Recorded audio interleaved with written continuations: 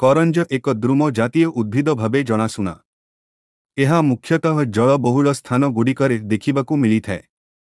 ଶରୀରରୁ କୃମି ଦୂରୀକରଣ, ଆଖିର ରୋଗ, ଯୋନିର ରୋଗ, ଚର୍ମ ରୋଗ, ଆବୁ, ଅର୍ଶ, ଘାଆ, କୁଣ୍ଡିଆ, ତଳିପେଟରେ ପାଣି ଜମା ହେବା, ତଳିପେଟ ପ୍ଲିହା ବଢ଼ିବା, ଯକୃତର ସଂକୋଚନ ଆଦିରେ କରଞ୍ଜର ବ୍ୟବହାର କରାଯାଇଥାଏ। ଏହା ପାକସ୍ଥଳୀକୁ ସୁସ୍ଥ ରଖିବାରେ ସାହାଯ୍ୟ କରିଥାଏ। ଏହା ଭୋକ ବଢ଼ାଏ, ଆନ୍ତରିକ କ୍ଷତ ଦୂର କରେ।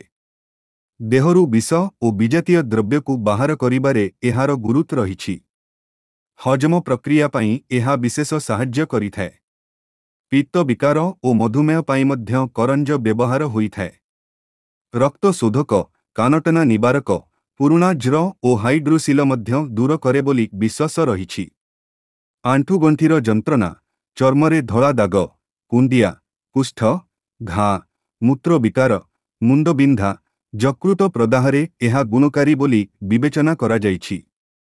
କରଞ୍ଜର ସର୍ବାଙ୍ଗ ଷଧୀୟ ଗୁଣରେ ଭରପୁର। ଏହାର ଛେଲିର ସିଝା, ପତ୍ର ଓ ଫୁଲ ଉପରୋକ୍ତ ବିଭିନ୍ନ ରୋଗ ପାଇଁ କାମରେ ଆସିଥାଏ।